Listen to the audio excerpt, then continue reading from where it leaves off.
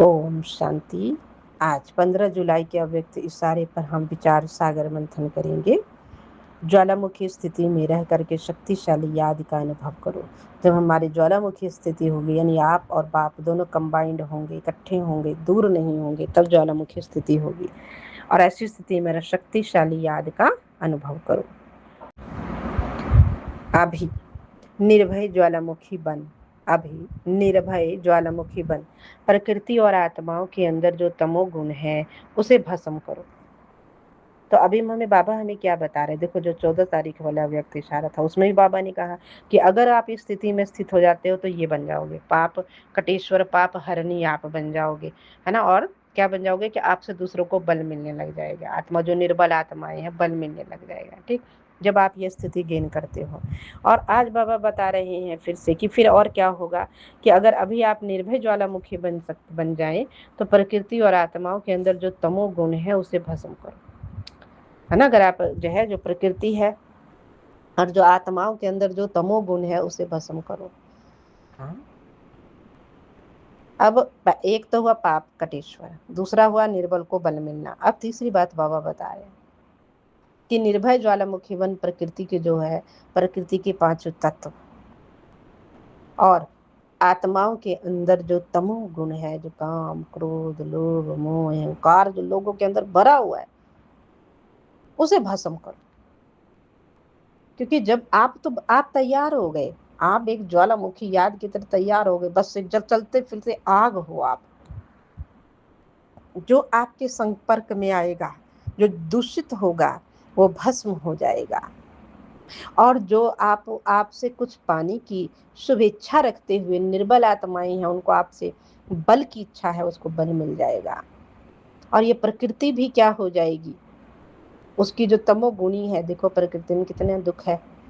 कभी बारिश नहीं होती, बारिश होने की कोशिश, ऐसा लगता है बारिश होने की कोशिश कर रहे हैं, बारिश हो नहीं रही, कोशिश कर रहे हैं, बारिश हो नहीं रही, कहीं इतनी हो रही है कि रुक नहीं रही। तो ये जो प्रकृति तमो प्रधान हो गई, उसकी तमो प्रधानता को भस्म करो।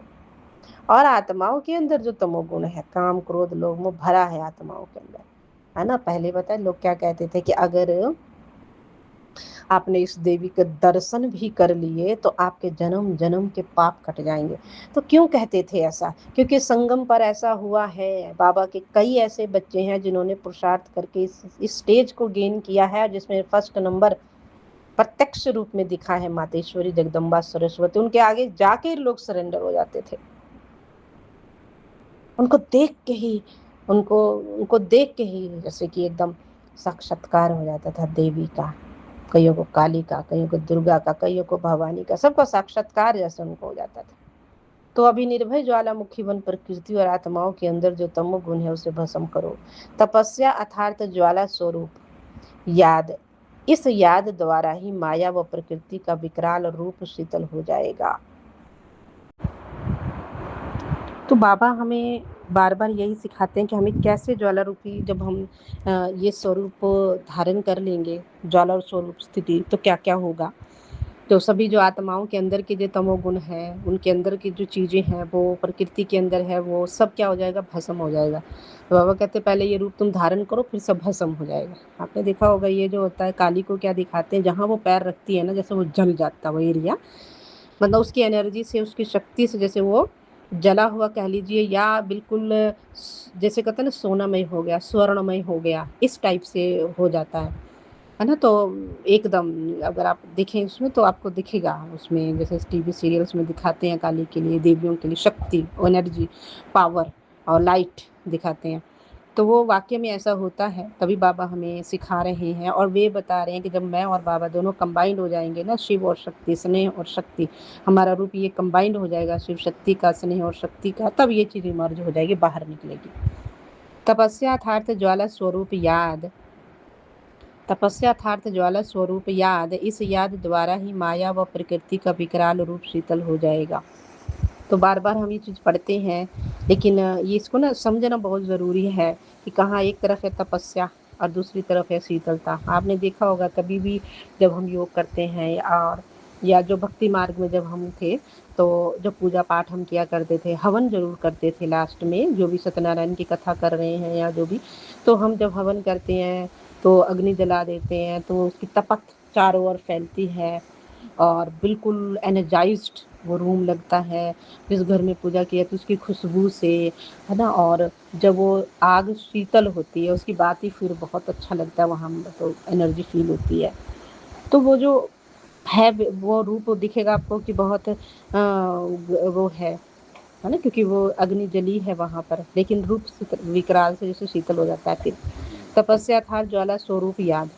तपस्या का तो मीनिंग यही है, ज्वाला स्वरूप याद। इस याद द्वारा ही माया व प्रकृति का विकराल रूप शीतल हो जाएगा। आपका तीसरा नेत्र ज्वालामुखी नेत्र माया को शक्तिहीन कर देगा। जो आपका जो तीसरा नेत्र, आपका तीसरा नेत्र ज्वालामुखी नेत्र माया को शक्तिहीन कर देगा। आपका जब ये तीसरा नेत्र, कौन सा नेत्र है हमारा, ज्ञान का, जो बाबा हमें दिव्य चक्षु देते हैं, तो जब ये नेत्र हमारा खुल जाता है, ज्वालामुखी नेत्र जिसे बाबा आज कह रहे हैं हमेशा खुला रहेगा, जैसे कि, है ना। अभी तो कभी कभी क्या होता है कि हम ना, जैसे साधारण रूप हो जाता है तो जैसे जो चक्षु जो है ना ऐसे ऐसे जैसे होता है ना, आंखें सोरा हो गई, इस टाइप का हो जाता है। तो वो शक्ति ज्वाला स्वरूप वो दिखती नहीं है जैसे कि। लेकिन एक टाइम ऐसा भी बस आया कि आया, बाबा हमें ये कहते हैं कि आपका तीसरा नेत्र ज्वालामुखी नेत्र माया को शक्तिहीन कर देगा, है ना, माया को शक्तिहीन कर देगा। माया को एहसास होगा कि अब बस मेरा राज्य गया कि गया।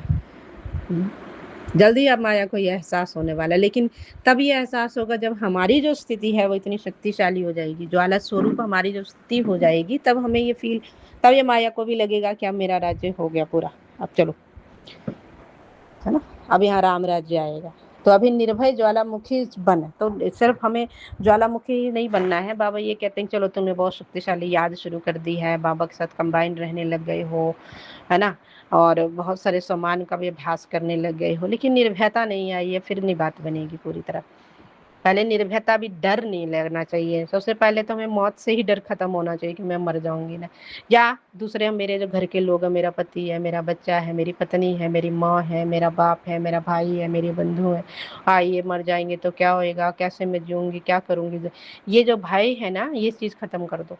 बाबा मेरे साथ है, मैं बाबा का, बाबा मेरा, बाबा मेरे साथ है, बाबा के साथ ही हूँ, बाबा के साथ ही अब चलना है।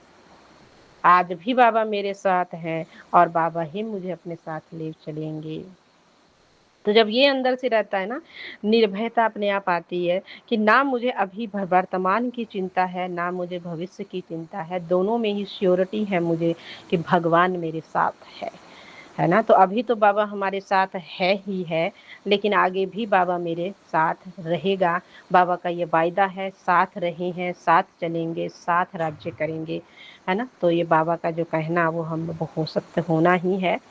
तो अभी निर्भय ज्वालामुखी बन प्रकृति और आत्माओं के अंदर जो तमोगुण है उसे भस्म करना है, ठीक है जी। तो जब हम निर्भय ज्वालामुखी बन जाएंगे, डरेंगे नहीं, तब जाकर के हम जो है दूसरों के, प्रकृति के और दूसरे लोग जो होते हैं ना, उनसे हम डरे नहीं। वो याद रहे वो भी आत्मा है, वो भी बाबा का बच्चा है, और उसमें भी 5 विकार है ना।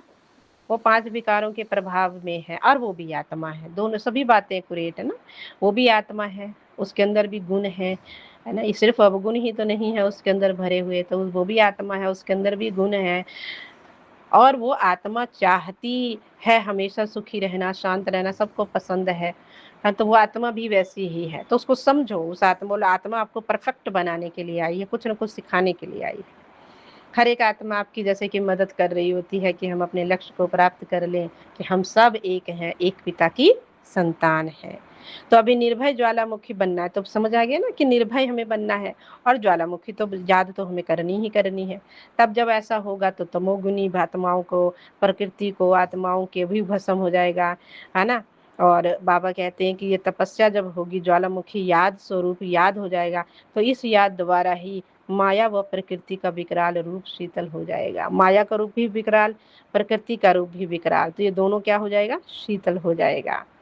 तो जब ऐसी याद रहेगी तो माया और प्रकृति का विकराल रूप, क्योंकि प्रकृति बहुत ही विकराल रूप में आने वाली है और माया भी अपने 5 विकारों से विकराल रूप में आने वाली है। तो ये दोनों ही जो प्रकृति की जो आने वाला जो आपदाएं आने वाली है, तो वो जो 5 विकार की भी आपदा एक तरह से कहिए वो आ चुकी है। देखिए कितनी घृणित अवस्था संसार में हो चुकी है, काम क्रोध लोभ मोह अहंकार की, इतनी लास्ट स्टेज तक ये सब चीज़ें पहुँच चुकी हैं। तो इस याद द्वारा माया व प्रकृति का विकराल रूप शीतल हो जाएगा। दोनों का, ये माया का और प्रकृति का जो विकराल रूप है, जब में हमारा तपस्वी रूप दिखेगा तब वो शीतल हो जाएंगे कि अब हमारे हमारे जो देवता लोग आ गए हैं, है ना। तो इस तरह से वो भी एक तरह से स्थिर हो जाएंगे, शीतल हो जाएंगे, शांत हो जाएंगे कि चलो अब उनके लिए भी आएगा कि सुख के दिन आए कि आए। क्योंकि माया भी देखो कि कहाँ तक पहुंच चुके हैं। हाँ भाई, इतने तो पतित बना दिए सबको, माँ बाप भाई बहन सारे रिश्ते खत्म कर डाले। माया भी कह रही है मेरा काम तो बस लास्ट हो गया, कितना तो मैंने कर डाला। प्रकृति भी इतना इतना विकराल रूप ले चुकी है और इतनी विकृतियां आ चुकी हैं। तो इस याद के द्वारा, ज्वाला ज्वाला स्वरूप के द्वारा, इस तपस्या के द्वारा, तो इस याद के द्वारा ही क्या होगा, माया और प्रकृति दोनों ही इनका विकराल रूप शीतल हो जाएगा। और आपका तीसरा नेत्र, ज्वालामुखी नेत्र, माया को शक्तिहीन कर देगा। तो माया विदाई लेगी और यहाँ पर इस संसार में दोबारा से सत धर्म की स्थापना होगी और हम सब आत्माएं देव रूप में यहाँ प्रकट होंगे। अच्छा जी, ओम शांति।